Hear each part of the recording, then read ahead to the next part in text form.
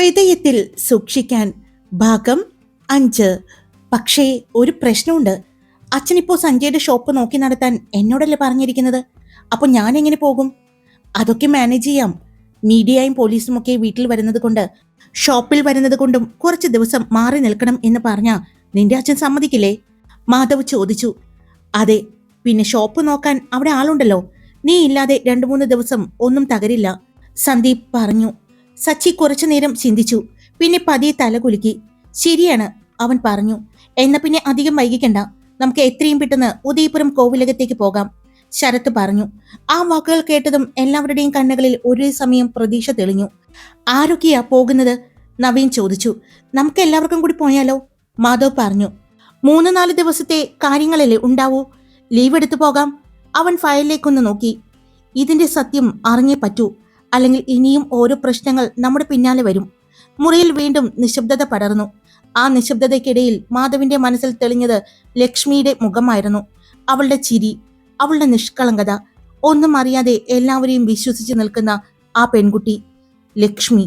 അവൻ അറിയാതെ പതിയെ പറഞ്ഞു.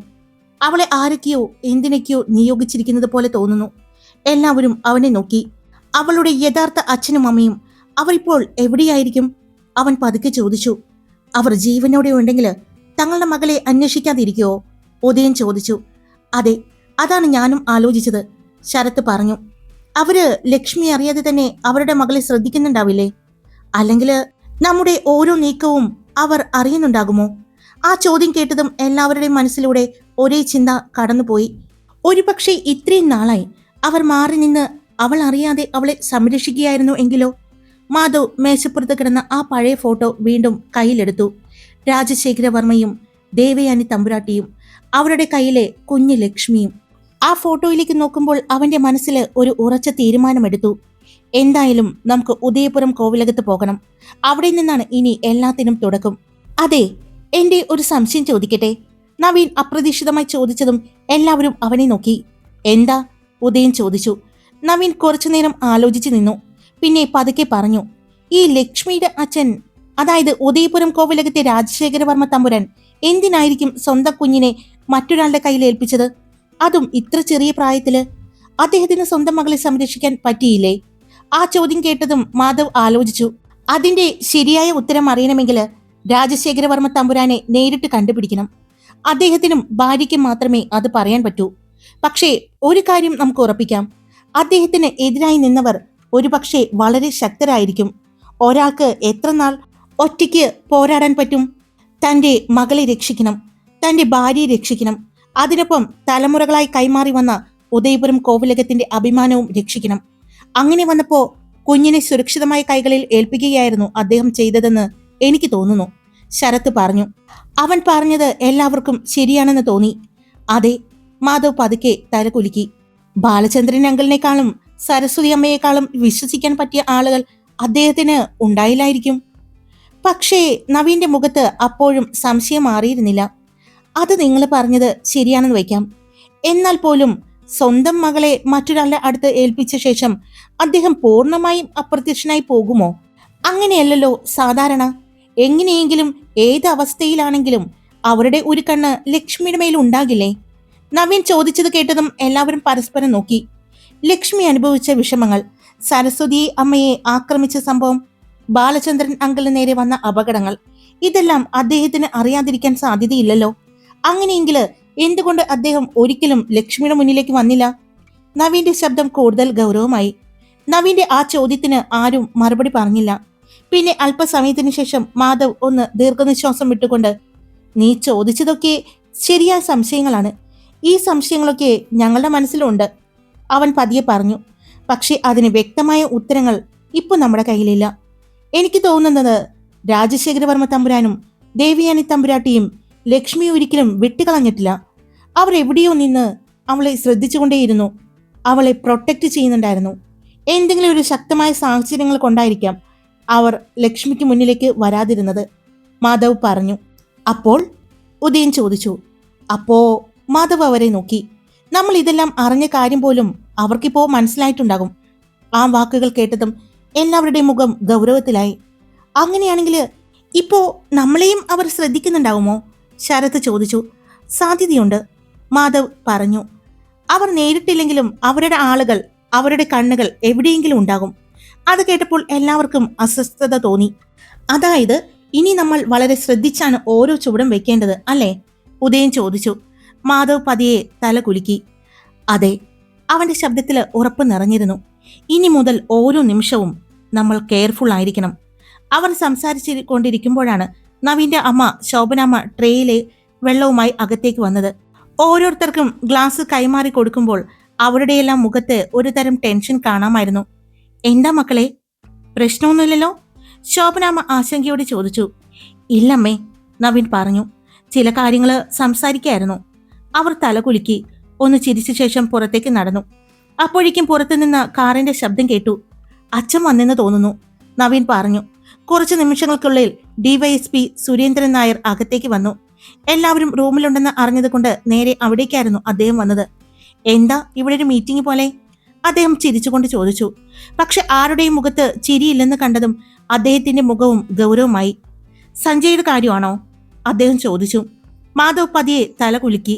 എന്താണ് ശരിക്കും ഉണ്ടായത്? സന്ദീപ് ചോദിച്ചതും നവീന്റെ അച്ഛൻ കാര്യങ്ങൾ വിശദമായിട്ട് പറയാൻ തുടങ്ങി. സഞ്ജയുടെ ടെക്സ്റ്റൈൽസിൽ അക്കൗണ്ടന്റായി ജോലി ചെയ്ത ഒരു പെൺകുട്ടിയാണ് ആത്മഹത്യക്ക് ശ്രമിച്ചത്. ആ കുട്ടിയോട് സഞ്ജയ്ക്ക് ഇഷ്ടമുണ്ടായിരുന്നുവെന്നും അവൻ തന്നെയാണ് ആദ്യം പ്രണയം പറഞ്ഞതെന്നും ഒക്കെ പറയുന്നു. ചാറ്റുകളും മറ്റും പോലീസിന് കിട്ടിയിട്ടുണ്ട്, സുരേന്ദ്രൻ നായർ പറഞ്ഞു. അങ്ങനെയാണെങ്കിൽ പിന്നെ എന്തിനാ അവൻ ലക്ഷ്മിയുടെ പിന്നാലെ എങ്ങനെ നടന്നത്? നവീൻ ചോദിച്ചു. അത് കേട്ട് സുരേന്ദ്രൻ നായർ ചെറിയൊരു ചിരിയോടെ അവരെ നോക്കി. അത് നിങ്ങൾക്ക് ഇനിയും മനസ്സിലായില്ലേ? അദ്ദേഹം ചോദിച്ചു. ആ പെൺകുട്ടി അവന് ഒരു സമയം പോക്ക് ആയിരിക്കാം, പക്ഷെ അവന്റെ യഥാർത്ഥ ലക്ഷ്യം ലക്ഷ്മി തന്നെയായിരുന്നു. ആ വാക്കുകൾ കേട്ടതും എല്ലാവരും മാധവിനെ നോക്കി. സച്ചിയുടെ മനസ്സിൽ വീണ്ടും സഞ്ജയുടെ മുഖം തെളിഞ്ഞു. ലക്ഷ്മി ദേവിയെയും ഉദയപുരം കോവിലകത്തെയും വിട്ട് ഞാൻ എവിടേക്കും പോകില്ല. ആ വാക്കുകൾ വീണ്ടും അവന്റെ ചെവിയിൽ മുഴങ്ങി. അപ്പോൾ മാധവ് ഫയലെടുത്ത് സുരേന്ദ്രൻ നായർക്ക് നേരെ മുന്നിലേക്ക് നീട്ടി. ഇതാണ് ഇന്ന് ഞങ്ങൾക്ക് കിട്ടിയത്, സച്ചിയുടെ അച്ഛന്റെ പേഴ്സണൽ റൂമിൽ നിന്നും, മാധവ് പറഞ്ഞു. സുരേന്ദ്രൻ നായർ ഫയൽ തുറന്ന് നോക്കി. അതിലുള്ള കുറിപ്പുകളും ഫോട്ടോകളും വായിക്കുമ്പോൾ അദ്ദേഹത്തിന്റെ മുഖം പതിയെ ഗൗരവമായി. അതായത് സഞ്ജയ് ഇതെല്ലാം നേരത്തെ തന്നെ അറിഞ്ഞിരുന്നുവല്ലേ? അദ്ദേഹം ചോദിച്ചു. അതെ, ലക്ഷ്മി ആരാണ് എന്നുള്ള തിരിച്ചറിയലും ഉദയപുരം കോവിലകവുമായി അവൾക്കുള്ള ബന്ധവും സഞ്ജയ്ക്ക് നേരത്തെ അറിയാമായിരുന്നു. അത് ഒരു പക്ഷേ ഈ ഡയറിയിൽ നിന്നോ അല്ലെങ്കിൽ റാമിൽ നിന്നോ അല്ലെങ്കിൽ റാമിന്റെ അച്ഛൻ വിക്രമൻ അങ്കിളിന്റെ കയ്യിൽ നിന്നോ എങ്ങനെയൊക്കെയോ അവൻ ഇതൊക്കെ അറിഞ്ഞിട്ടുണ്ടായിരുന്നു. അതാണ് അവൻ ഞങ്ങൾക്ക് മുന്നിൽ പറഞ്ഞതും.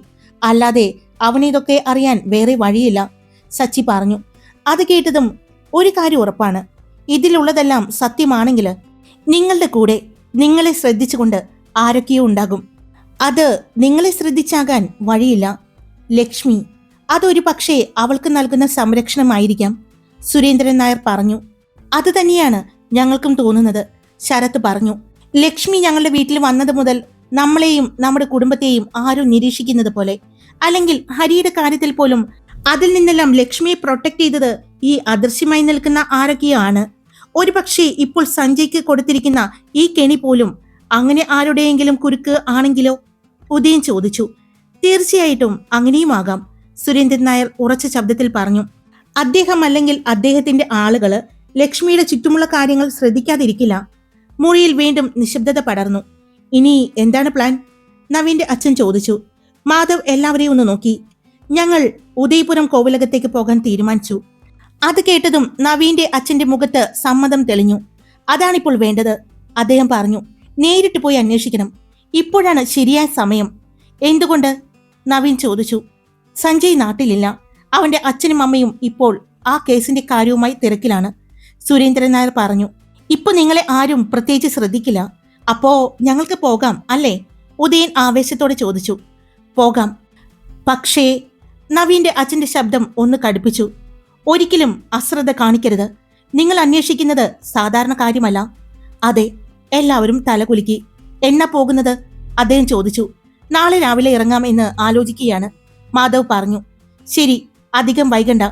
സഞ്ജയും വിക്രമനും എത്തുന്നതിന് മുമ്പ് നിങ്ങൾ ചെന്ന് അന്വേഷിച്ചു വരുന്നതായിരിക്കും നല്ലത്, അദ്ദേഹം പറഞ്ഞു. വീട്ടിൽ അധികം വിശദമായിട്ട് പറയണ്ട. ഫ്രണ്ട്സായി കുറച്ച് ദിവസത്തേക്ക് പുറത്തു പോകുന്നു എന്ന് പറഞ്ഞാൽ മതി. അതെ, പറയുമ്പോൾ തന്നെ ഒരുപാട് ചോദ്യങ്ങൾ ഉണ്ടാവും അവൾമാരുടെ അടുത്ത് നിന്ന്. അവരുടെ അടുത്ത് നിന്ന് കാര്യങ്ങൾ പറഞ്ഞ് രക്ഷപ്പെടാനാ ഇത്തിരി പാട്. ഉദയൻ പറഞ്ഞു. ചെറിയൊരു ചിരി എല്ലാവരുടെയും മുഖത്ത് തെളിഞ്ഞു. പക്ഷെ ആ ചിരിക്ക് പിന്നിൽ ഒരു ഭയം ഉണ്ടായിരുന്നു. ആ പിന്നെ നിങ്ങൾ പോകുമ്പോൾ ഒരു കാര്യം പ്രത്യേകം ശ്രദ്ധിക്കണം. നവീന്റെ അച്ഛൻ വീണ്ടും തിരിഞ്ഞ് അവരെ നോക്കിക്കൊണ്ട്, ലക്ഷ്മിയെ ഒറ്റക്കാക്കരുത്. അത് കേട്ടതും എല്ലാവരുടെയും മുഖം ഗൗരവത്തിലായി. നിങ്ങൾ എല്ലാവരും ഇവിടെ നിന്ന് പോയാൽ അവിടെ സ്ത്രീകൾ മാത്രമേ ഉണ്ടാകൂ. പിന്നെ മാധവിന്റെ അച്ഛനും മാഷച്ചനും. ആരെങ്കിലും അവർക്കെതിരെ എന്തെങ്കിലും ചെയ്യാൻ നോക്കിയാൽ. അത്രയും പറഞ്ഞ് അദ്ദേഹം നോക്കിയത് മാധവിനെയായിരുന്നു. മാധവിന്റെ മുഖത്ത് പെട്ടെന്ന് ഒരു ഞെട്ടൽ തെളിഞ്ഞു. ശരിയാണല്ലോ, ഉദയൻ പെട്ടെന്ന് പറഞ്ഞു. നമ്മൾ പോയി കഴിഞ്ഞാൽ അവിടുത്തെ കാര്യങ്ങൾ ആരാണ് നോക്കുക? ഒരു നിമിഷം എല്ലാവരും ചിന്തയിലായി. അപ്പോഴാണ് മാധവ് പെട്ടെന്ന് എന്തോ ഓർത്തതുപോലെ തല ഉയർത്തിയത്. അത് ഞാൻ നോക്കിക്കൊള്ളാം. എല്ലാവരും അവനെ നോക്കി. ഞാൻ വിനോദിനോടും പിന്നെ ബാലുവിനോടും രവിചേട്ടനോടും കിച്ചുവിനോടും മൊയ്തീനോടും ഒക്കെ പറയാം. അവരിൽ ആരെങ്കിലും ഒരാൾ എപ്പോഴും അവിടെ ഉണ്ടാകാൻ പറയാം. അതെ, അത് മതി. സന്ദീപ് തല കുലുക്കി. അവരൊക്കെ വിശ്വസിക്കാവുന്ന ആളുകളാണ്. പിന്നെ വിനോദിനോട് രാത്രി സമയത്തും ഒന്ന് ശ്രദ്ധിക്കണമെന്ന് പറഞ്ഞാൽ അവൻ നോക്കിക്കൊള്ളും. പ്രശ്നമുണ്ടാകില്ല. അതെന്തായാലും നല്ലതാണ്. പക്ഷേ വീട്ടിലുള്ളവരോട് പ്രത്യേകം പറയണം. എല്ലാവരും അലേർട്ടായിരിക്കണം. നവീന്റെ അച്ഛൻ പറഞ്ഞു. ഇപ്പോൾ അച്ഛനും മാഷച്ചനും രണ്ടമ്മമാരോടും കാര്യങ്ങൾ പറഞ്ഞിട്ടുണ്ട്.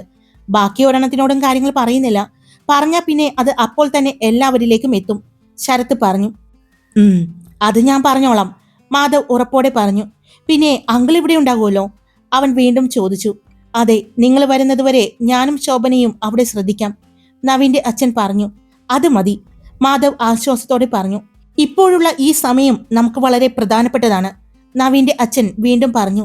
സതീശൻ നായർ ഇപ്പോൾ മുഴുവൻ സമയവും സഞ്ജയുടെ കേസിന്റെ പിന്നാലെയായിരിക്കും. അതുകൊണ്ട് നിങ്ങൾക്ക് അന്വേഷിക്കാൻ ഇതിലും നല്ല സമയം കിട്ടില്ല. അത് ശരിയാണെന്ന് എല്ലാവരും സമ്മതിച്ചു. ശരി, നിങ്ങൾ പോകാനുള്ള കാര്യങ്ങൾ തീരുമാനിക്കൂ. ഞാനൊന്ന് ഫ്രഷ് ആയിട്ട് വരാം. അത്രയും പറഞ്ഞ് നവീന്റെ അച്ഛൻ പുറത്തേക്ക് നടന്നു. അദ്ദേഹം പോയതും വീണ്ടും റൂമിൽ നിശബ്ദത പടർന്നു. അപ്പോ നാളെ തന്നെ പോകുകയല്ലേ? ശരത്ത് ചോദിച്ചു. പോകണം, മാധവ് ഉറച്ച ശബ്ദത്തിൽ തന്നെ പറഞ്ഞു. ഇനി വൈകിക്കൂടാ.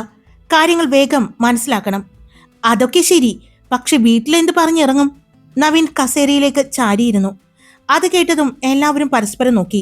അതാണ് ഇപ്പോഴത്തെ പ്രശ്നം, ഉദയൻ തല ചൊറിഞ്ഞുകൊണ്ട് പറഞ്ഞു. 6 പേരും ഒരുമിച്ച് കുറച്ച് ദിവസത്തേക്ക് പോകുന്നു എന്ന് പറഞ്ഞാൽ വീട്ടുകാരെ സംശയിക്കില്ലേ? ഒരു റീസൺ വേണം, സന്ദീപ് പറഞ്ഞു. വിശ്വസിക്കാൻ പറ്റുന്ന ഒരു കാരണം.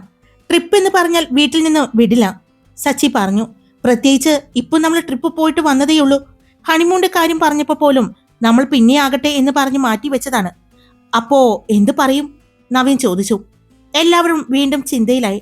കുറച്ചു കഴിഞ്ഞപ്പോൾ പെട്ടെന്ന് ഉദയൻ ചിരിച്ചു. ഒരു കാര്യം പറയട്ടെ? എന്താ? മാധവ് ചോദിച്ചു. നമ്മളെല്ലാവരും കൂടി ഒരു ഫുട്ബോൾ ടൂർണമെന്റിന് പോകുന്നു എന്ന് പറഞ്ഞാലോ? ഒരു നിമിഷം എല്ലാവരും അവനെ നോക്കി. പിന്നെ ശരത്ത് പൊട്ടിച്ചിരിച്ചു. നമ്മളോ? ഫുട്ബോള്? അവൻ ചിരിച്ചുകൊണ്ട് ചോദിച്ചു. കുറച്ചെങ്കിലും വിശ്വസിക്കാൻ പറ്റുന്ന ഒരു കള്ളം വേണമല്ലോ. എന്നാൽ ക്രിക്കറ്റ് മാച്ച് എന്ന് പറഞ്ഞാലോ? സന്ദീപ് പറഞ്ഞു.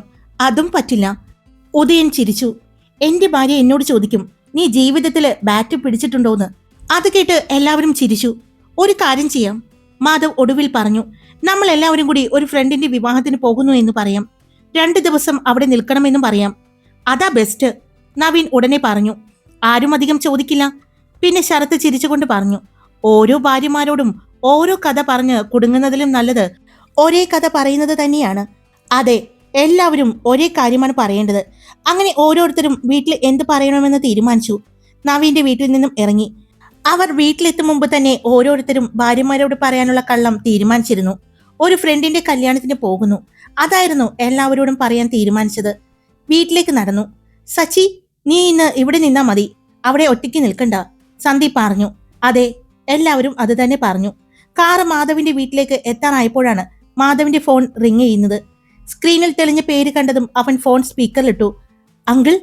ആ മാധവേ, നവീന്റെ അച്ഛന്റെ ശബ്ദം അപ്പുറത്ത് നിന്ന് കേട്ടു. ഒരു കാര്യം കൂടി പറയാനുണ്ടായിരുന്നു. എല്ലാവരും ശ്രദ്ധിച്ചു. ഇപ്പോ സഞ്ജയ് മാത്രമാണ് ഇവിടെ നിന്ന് മാറി നിൽക്കുന്നത്. പക്ഷേ ഹരിയെ ഇറക്കാനുള്ള കാര്യങ്ങൾ സഞ്ജയ് ചെയ്തിട്ടുണ്ടെന്ന് നിങ്ങളല്ലേ പറഞ്ഞത്? അതെ, സച്ചി പറഞ്ഞു. അങ്ങനെയാണെങ്കിൽ അവന്റെ ആളുകൾ ഇവിടെ ഇപ്പോഴും ഉണ്ടാകും. നിങ്ങൾ ശ്രദ്ധിക്കുന്നവരും ഉണ്ടാകും. അതുകൊണ്ട് നിങ്ങൾ പോകുമ്പോൾ നിങ്ങളുടെ ഭാര്യമാരെയും കൂടെ കൊണ്ടുപോകുന്നതല്ലേ നല്ലത്? ഒരു നിമിഷം എല്ലാവരും പരസ്പരം നോക്കി.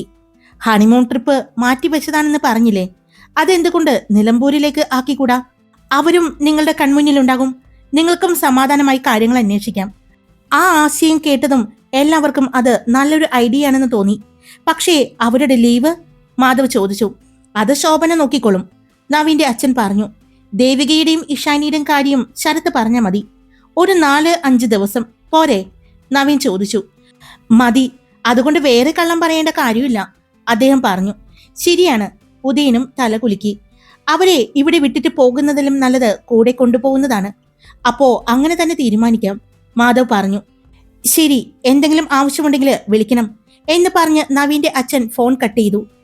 കട്ട് ചെയ്ത് കഴിഞ്ഞതും ഉടനെ അദ്ദേഹത്തിന്റെ ഫോണിൽ നിന്നും രാജശേഖരവർമ്മ തമ്പുരാൻ എന്ന നമ്പറിലേക്ക് ഒരു കോള് പോയി. ഹായ്, എല്ലാവരും സുഖമായിട്ടിരിക്കുന്നോ? അപ്പൊ ഞാൻ സ്റ്റോറി ഇട്ടിട്ടുണ്ട്. എല്ലാവരും ഇഷ്ടപ്പെട്ട ലൈക്ക് ചെയ്യാനും സബ്സ്ക്രൈബ് ചെയ്യാതെ കേൾക്കുന്നവരെ ഒന്ന് സബ്സ്ക്രൈബ് ചെയ്ത് സപ്പോർട്ട് ചെയ്യാൻ മറക്കല്ലേ. പിന്നെ ഹൈപ്പ് ചെയ്യാനും ഈ സ്റ്റോറിയെ കുറിച്ചുള്ള നിങ്ങളുടെ അഭിപ്രായങ്ങൾ കമന്റ് ആയിട്ട് പറയാനും മറക്കല്ലേ കേട്ടോ. അപ്പോൾ അടുത്ത സ്റ്റോറി ആയിട്ട് കാണാം. താലിയോഗം ഉടനെ തന്നെ ഉണ്ടാവും കേട്ടോ. ബൈ.